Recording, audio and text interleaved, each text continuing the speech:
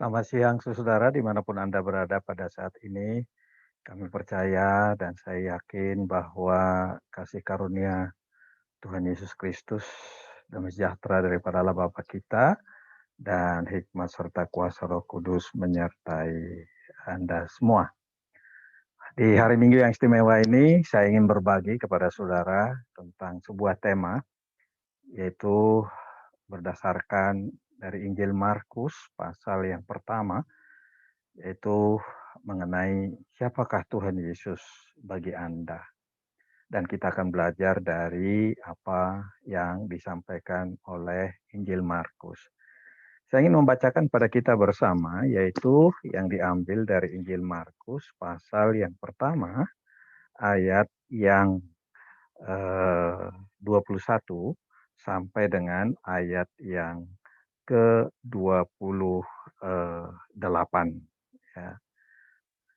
Saya akan membagikan di dalam kesempatan ini, yaitu mengenai siapakah Tuhan Yesus itu, dan kita akan pelajari secara seksama.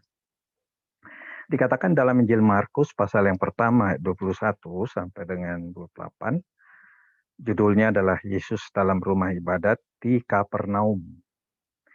Mereka tiba di Kapernaum setelah hari Sabat mulai. Yesus segera masuk ke dalam rumah ibadat dan mengajar. Mereka takjub mendengar pengajarannya, sebab ia mengajar mereka sebagai orang yang berkuasa dan tidak seperti ahli-ahli Taurat. Pada waktu itu di dalam rumah ibadat itu ada seorang yang kerasukan roh jahat. Orang itu berteriak, "Apa urusanmu dengan kami, hai Yesus orang Nazaret? Engkau datang hendak membinasakan kami. Aku tahu siapa engkau yang kudus dari Allah." Tapi Yesus menghardiknya, katanya, "Diam, keluarlah daripadanya." Roh itu menggoncang-goncang orang itu dan sambil menjerit, dengan suara nyaring ia keluar daripadanya. Mereka semua takjub sehingga mereka memperbincangkannya. Katanya, "Apa ini? Suatu ajaran baru." Ia berkata-kata dengan kuasa, roh-roh jahat pun diperintahkannya dan mereka taat kepadanya. Lalu tersebarlah dengan cepat kabar tentang dia ke segala penjuru di seluruh Galilea. Itulah firman Tuhan, Bapak Ibu sekalian, yang tadi sudah kita baca, dituliskan oleh Injil Markus untuk mengajak kita lebih jauh mengenal siapa Tuhan kita Yesus Kristus. Tadi dikatakan bahwa tema kita hari ini adalah siapakah Yesus Kristus bagimu atau bagi saudara. Siapakah dia? Ya, kita akan belajar dari apa yang disampaikan oleh penulis Injil ini, yaitu yang bernama Markus. Saudara yang dikasih oleh Tuhan kita Yesus Kristus, tentu kita bertanya ya, bahwa dari dahulu sampai sekarang beragam pendapat orang mengenai siapa Tuhan Yesus. Ada yang mengatakan bahwa dia anak tukang kayu, ada yang mengatakan bahwa dia adalah anak Maria, ada yang mengatakan bahwa dia hanya salah satu daripada nabi, ada yang mengatakan juga bahwa dia hanya guru moral seperti Mahatma Gandhi di masa lalu. Sangat mengagumi khotbah-khotbah Tuhan Yesus, terutama khotbah di bukit, karena senang melihatnya dan mendapat inspirasi. Apalagi khotbah Yesus mengatakan jika ada orang uh, meminta daripadamu berjalan 1 mil, belilah kepada dia untuk berjalan 2 mil. Dan jangan membalas kekerasan demi kekerasan. Itu yang mempesona Mahatma Gandhi. Tapi dia hanya sampai kepada pemahaman bahwa Tuhan Yesus Kristus itu hanya manusia biasa. Dan sekarang pun ada banyak orang menganggap seperti itu.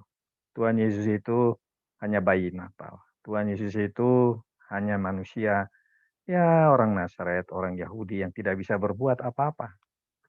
Dan sekarang ini apalagi di zaman teknologi begitu canggih, orang lebih percaya kepada kemampuan teknologi dan ilmu-ilmu pengetahuan. Sehingga merasa apa gunanya kita untuk belajar kepada Tuhan Yesus Kristus, apalagi untuk menjadi pengikutnya.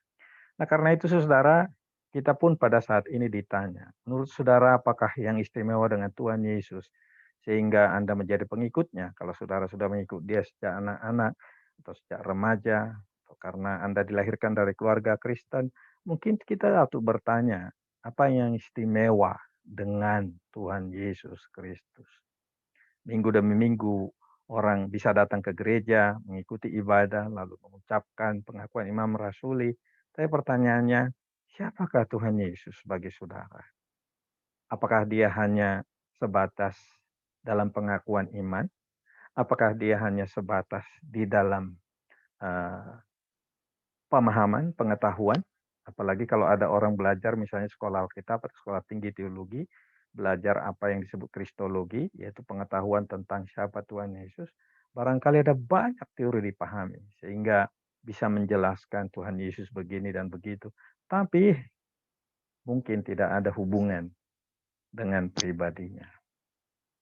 Dahulu kala ada seorang bernama Sadhu Sundar Singh di India. Dia adalah pemimpin agama non-Kristen tentu sebelumnya, tetapi satu waktu dia mengalami perjumpaan khusus dengan Tuhan Yesus, lalu sejak itu dia berkata kepada banyak orang. Dia mengatakan apa yang istimewa dengan Tuhan Yesus adalah bahwa dia hadir di dalam hatiku, di dalam hidupku. Dia bukan lagi apa yang diakui oleh banyak orang, dia naik ke surga, duduk sebelah kanan Allah Bapa, dan akan datang dari sana untuk menghakimi orang yang hidup dan yang mati. Jadi berarti orang yang mengatakan demikian, begitu lamanya Tuhan Yesus nanti akan datang ke tanah dunia ini. Tapi bagi orang seperti Sadhu Sundar Singh mengatakan, Tuhan Yesus hadir di dalam hidup saya. Itu membuat saya mengalami perubahan hidup.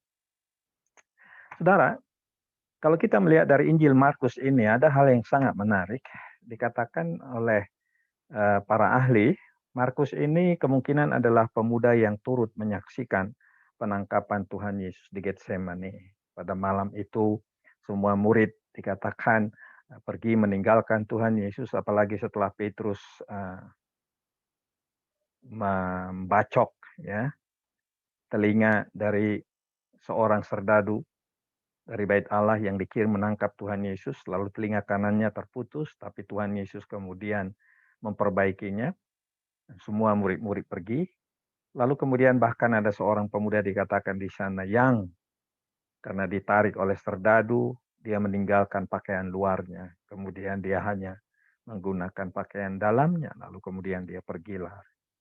Kemungkinan besar tidak disebut siapa namanya di dalam Injil Markus, mungkin orang itulah itu menyaksikan bagaimana Tuhan Yesus menghadapi penangkapan di Getsemani dengan penuh wibawa, bukan sebagai seorang pengecut.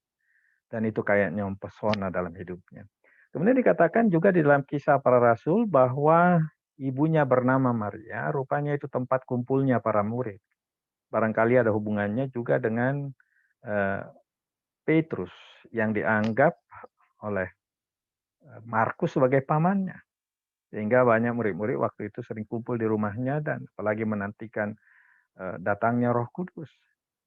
Dan juga bahwa Markus ini satu waktu dibawa oleh Rasul Paulus dan Barnabas karena dia juga disebut keponakan Barnabas.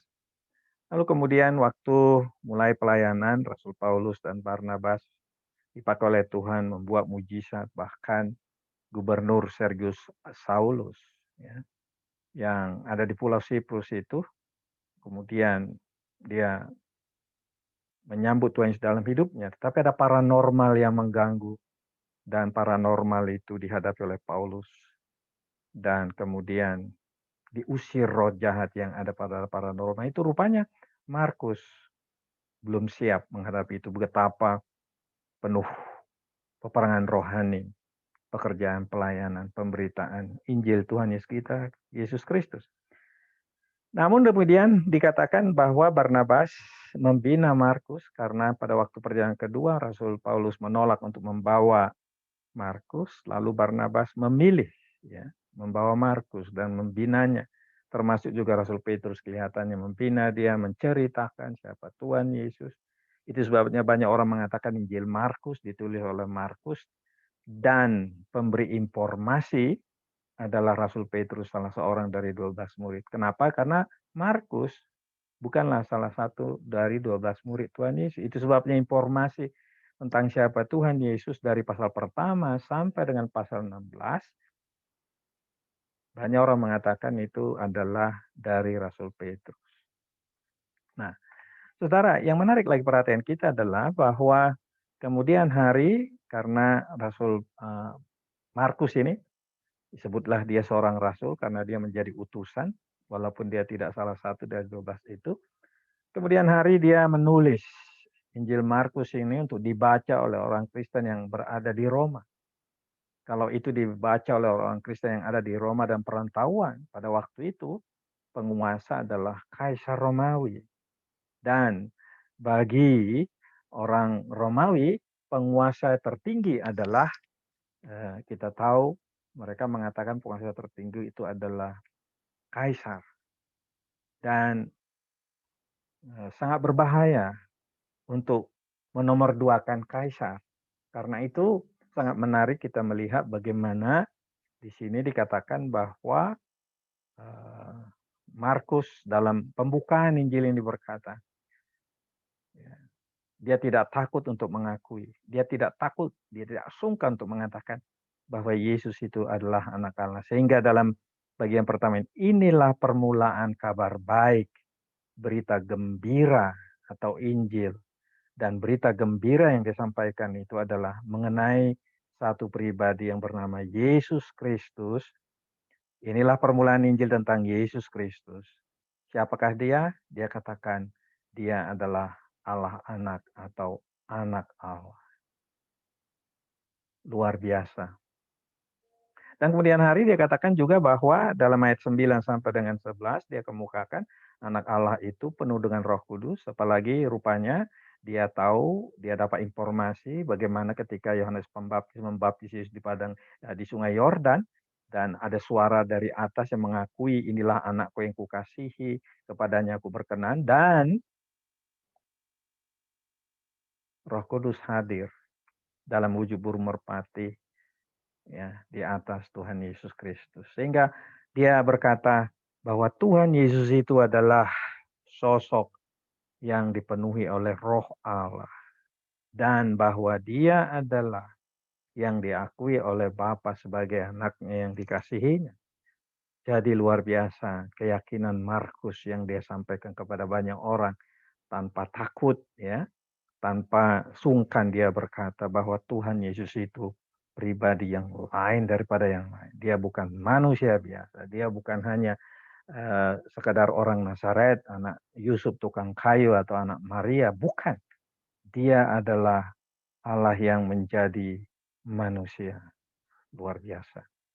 Bagaimana dengan saudara? Siapakah saudara? Siapakah dia menurut saudara? Nah, kemudian dia katakan juga saudara, kita lanjutkan dalam bagian ini.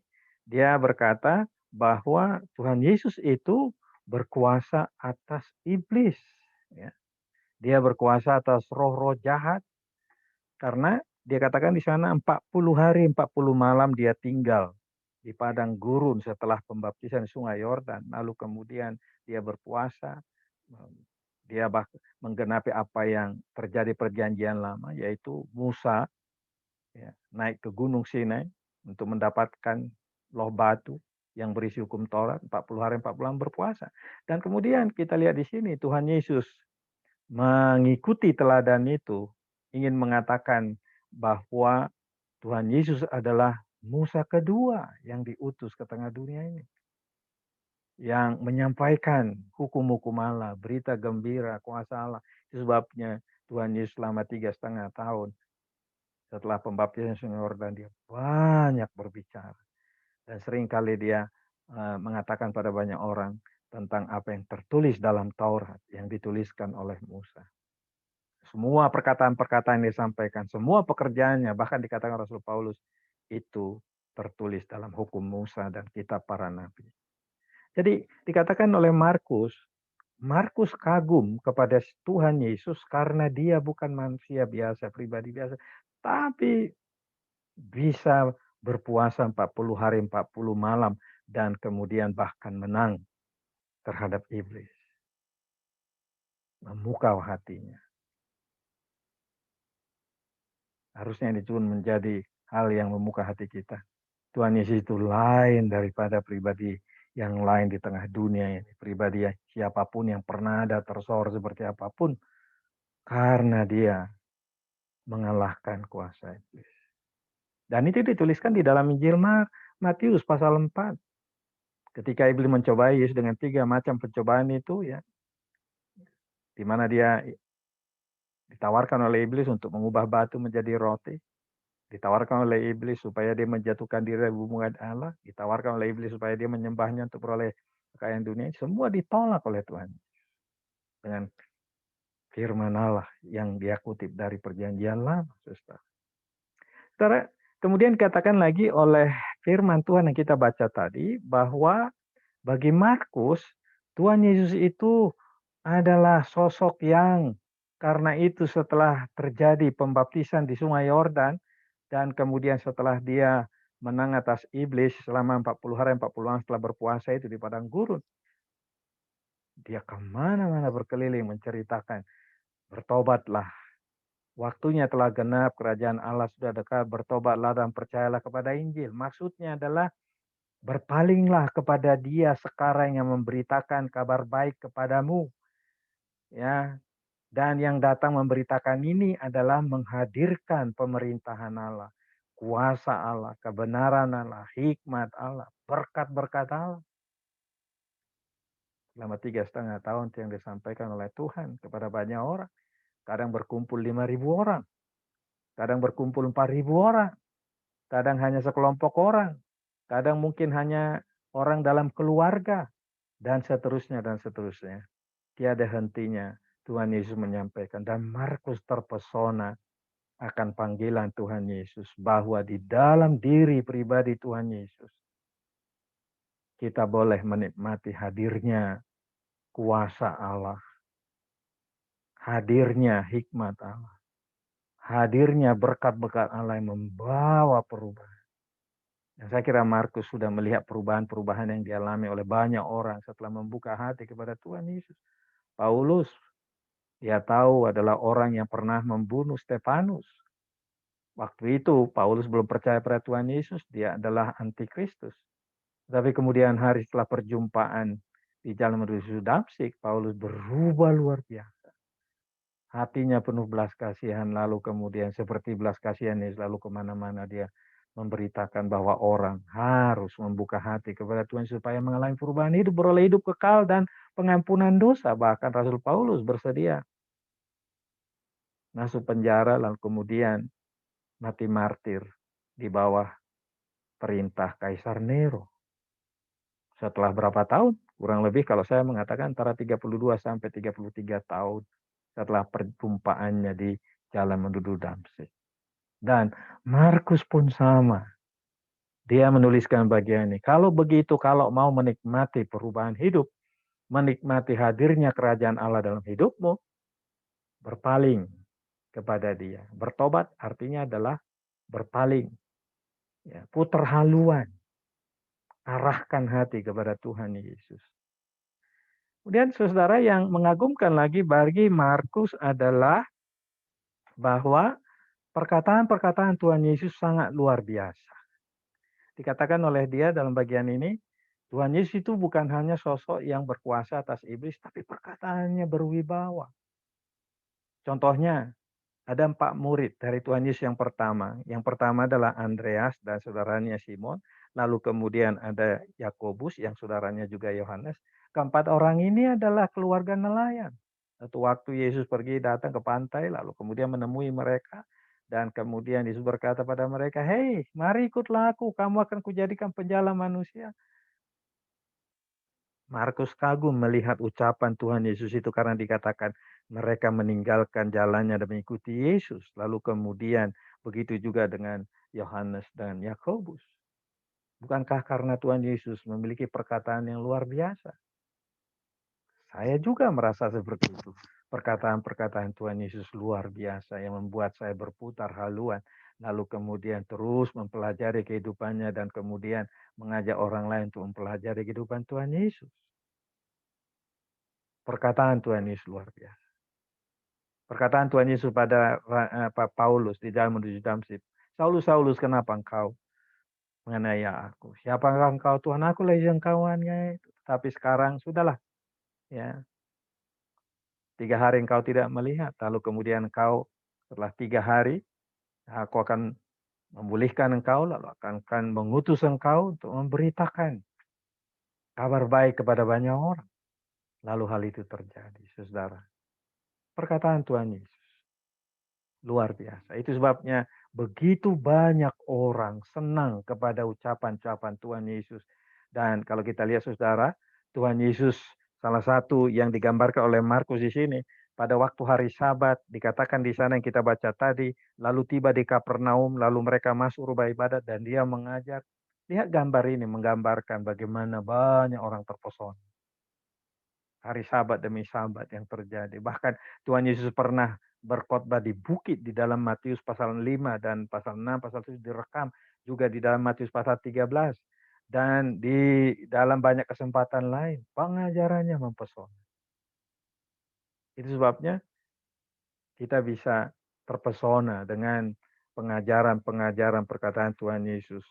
Injil Matius menuliskan pengajaran-pengajaran Tuhan di dalam 5 bagian. Pasal 5, pasal 6, pasal 7, lalu dalam pasal 10, lalu pasal 13, lalu di dalam pasal 18, lalu khotbah akhir zaman dalam pasal 24, 25.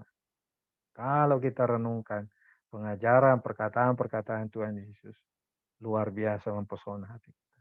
Di masa-masa ini, perbanyaklah untuk membaca perkataan-perkataan Tuhan. Apalagi perkataan Tuhan yang berkata, akulah jalan, kebenaran, dan hidup. Tidak ada seorang pun yang sampai kepadaku. Ya, yang tidak ada seorang pun yang sampai kepada Bapa kecuali melalui aku. Perkataan yang sangat dahsyat. Perkataan Tuhan Yesus kepada seorang yang kriminal yang disalibkan bersama dengan dia. Ada 3 orang yang tersalib. Yesus di tengah-tengah dan salah satu penjahat itu berkata, Yesus ingatlah aku jika engkau datang sebagai raja. Lalu Yesus berkata kepada dia, Yesus pun tersalib pada orang yang di sebelahnya berkata, hari ini juga engkau bersama dengan aku di Firdaus. Perkataan itu menyejukkan hati penjahat itu. Saudara, bahkan di tengah penderitaannya yang menurut dunia dia menderita karena kesalahannya. Tapi sesungguhnya dia menderita karena untuk mengampuni dosa kita. Di tengah penderitaan, perkataannya pun powerful. Kepada seorang penjahat yang beri pengharapan. Hari ini juga engkau bersama dengan aku di Firdaus. Betapa damainya hatinya. Ada 7 perkataan Tuhan Yesus waktu peristiwa di salib itu. Salah satu ucapannya, Bapa ampunilah mereka sebab mereka tidak tahu apa yang mereka perbuat. Perkataan melepas pengampunan. Maka Markus ingin mengatakan, perbanyaklah untuk mempelajari perkataan-perkataan Tuhan Yesus. Karena perkataan-perkataannya memberikan kesejukan di hati. Dan kemudian saudara, yang dikatakan lagi oleh Markus ya, dalam bagian berikutnya adalah perkataan Tuhan Yesus berkuasa juga atas roh-roh jahat. Itu sebabnya dikatakan dalam Markus tadi, ketika waktu Yesus mengajar itu ada orang kerasukan roh jahat di sinagog dan Tuhan Yesus berkata, menengking orang itu dan melepaskan roh jahat, diam keluarlah daripadanya. Saudara, Markus mengatakan ada 5 peristiwa di mana Tuhan Yesus mengusir roh jahat dari kehidupan manusia. Satu di rumah ibadat, satu di Gerasa, satu lagi tentang anak perempuan Sirofenesia, dan satu lagi juga anak yang dirasuk oleh roh yang membuat dia sakit ayan. Luar biasa menderita. Dan Tuhan Yesus perkataannya luar biasa. Dia berkuasa atas hati manusia. Dia berkuasa atas kuasa roh-roh jahat. Dia berkuasa atas iblis. Saya yakin di masa pandemi COVID ini, perkataan-perkataan Tuhan Yesus yang kita renungkan. Ya. Marilah kepadaku semua yang letih, lesu, dan beban berat. Aku akan memberikan kelegaan kepadamu. Saya kira itu perkataan yang menyejukkan kita ketika kita letih, lesu, beban berat menghadapi pandemi COVID ini. Orang berkata, kapan ini berakhir? Karena ini membawa sakit, penyakit, kesengsaraan. Tapi kalau kita disukai oleh perkataan itu, marilah kepadaku semua yang letih, lesu, dan beban berat. Aku akan memberi kelegaan kepadamu. Kalau itu kita renungkan, saudara, Perkataan seperti itu, marilah kepadaku semua yang letih lesu dan beban berat, aku akan memberikan kelegaan kepadamu. Itu membuat hati kita damai, ada kuasa yang mengalir dari dalam. Pikulah yang kuku pasang dan belajarlah kepadaku, karena akulah lemah lembut dan jiwamu akan mendapat ketenangan. Coba renungkan perkataan-perkataan itu ketika Anda di dalam masa-masa situasi ini. Undangannya, marilah kepadaku. Aku akan memberi kelegaan kepadamu. Undangan yang berkata, belajarlah kepadaku dan jiwamu akan mendapat ketenangan.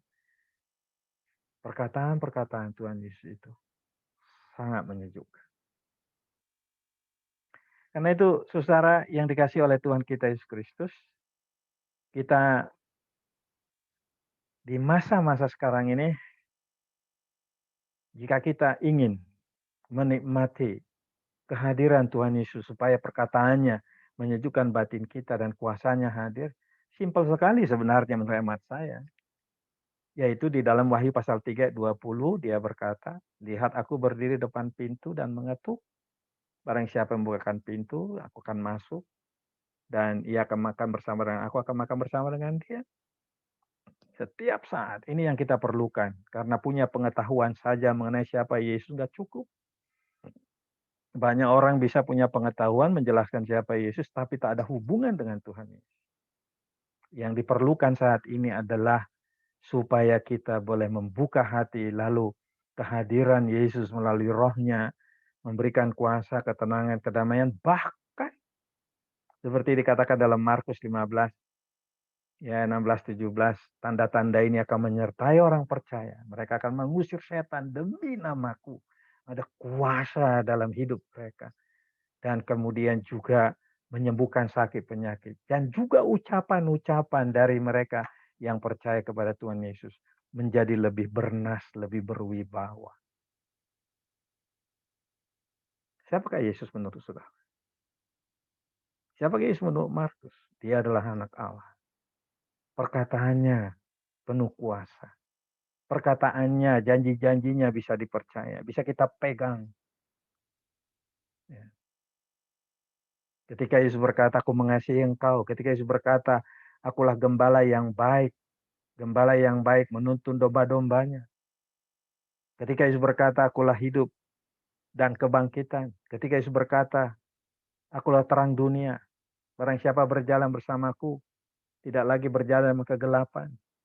Ketika Yesus berkata, akulah air hidup. Barang siapa yang datang kepadaku, dalam dirinya mengalir aliran air yang hidup. Banyak lagi perkataan Tuhan Yesus. Kita tidak henti-henti untuk mempelajari, menikmati perkataan Tuhan Yesus. Saya berharap, sama seperti Markus, kita pun memiliki pemahaman yang berbeda dengan Tuhan Yesus. Katakan dalam hidupmu, Tuhan Yesus juru selamatku. Katakan dalam hidupmu, Tuhan Yesus adalah Rajaku. Tuhan Yesus mengasihi aku. Tuhan Yesus peduli dengan aku. Tuhan Yesus memberi kuasa terhadap aku.